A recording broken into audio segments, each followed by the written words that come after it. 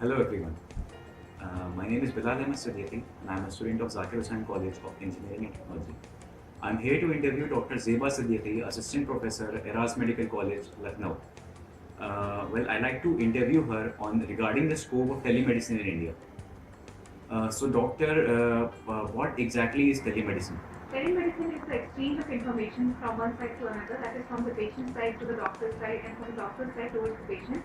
And it is done via certain electronic devices like the smartphones, the emails, where the patient can talk to a consultant or the doctor can see the data from the patient, the vital signs, and the information is two-way information. So it is basically an exchange of the medical information from both the sides, and it can be in the form of emails, it can be in the form of video conferencing where the patient can indirectly talk to the doctor about his problems and the doctor can solve his problems without being physically present over there. It can be in the form of several camps where the doctor can talk to several people at a time. Nursing call centers are a good example of telecommunication devices. So this is what constitutes telemedicine. So, doctor, now that we have understood what telemedicine is, what do you think is the potential of telemedicine in India and especially rural India? As of now, there is a great divide in the urban and rural health setup. You can see that health facilities provided in the villages are far behind those that we see in the urban areas.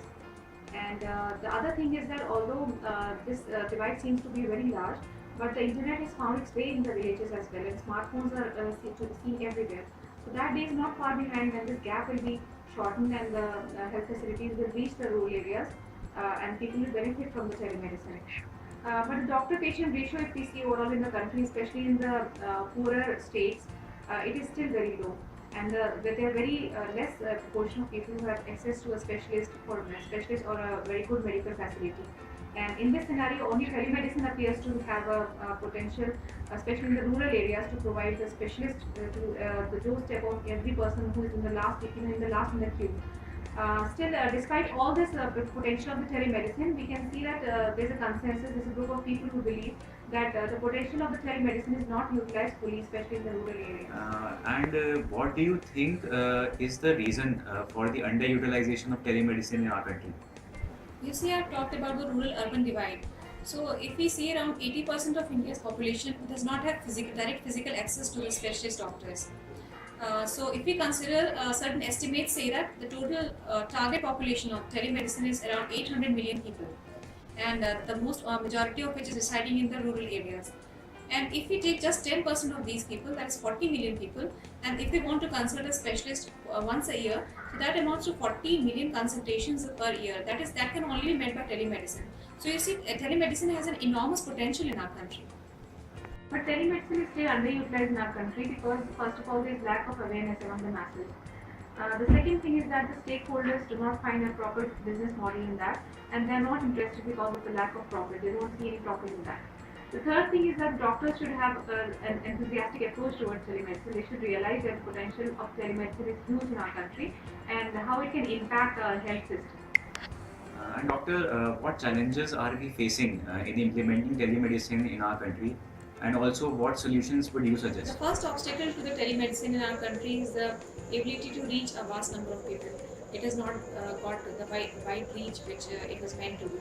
The second thing is that the governing bodies have not shown very much promise. They are not very much interested. The third thing is that the implementation on a large scale, it is a real obstacle in implementation of the telemedicine. Now coming to the solutions, what can be the solutions? First of all, the solution should be cost effective, they should be need based.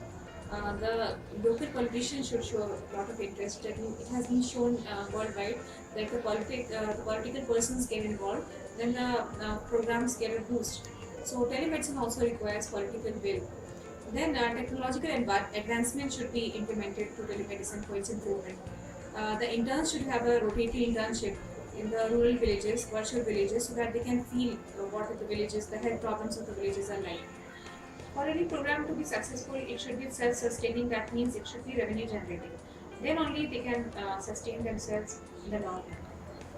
Also, doctor, in the end, I'd like to ask you that do you have any personal experience regarding the implementation of telemedicine? Yes, from time to time we have been we have started these camps, virtual camps, where the patients can come and tell about their problems, and we discuss those problems and inform the patients what they're suffering from, what type of precautions they have to take, which type of diet is suitable for them.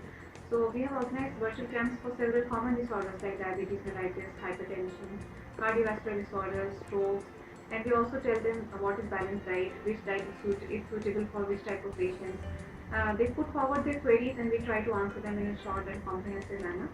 In other ways, we are also preparing a very comprehensive software which will be available in a short time on the internet, where the people who have the access to internet, they can put their inputs, which type of problems they are suffering from, and in turn they can consult doctor via that. The patient will get to know the gravity of their situation, which center is preferable for their ailment, and what diet to take in that ailment. So it will be a very comprehensive program. This is just a first step towards building a strong telecommunication system in our country. Well, doctor, thank you very much for the interview. This was really an eye-opener about the scope of telemedicine in India. And I think the viewers will also find this conversation very informative. Thank you very much.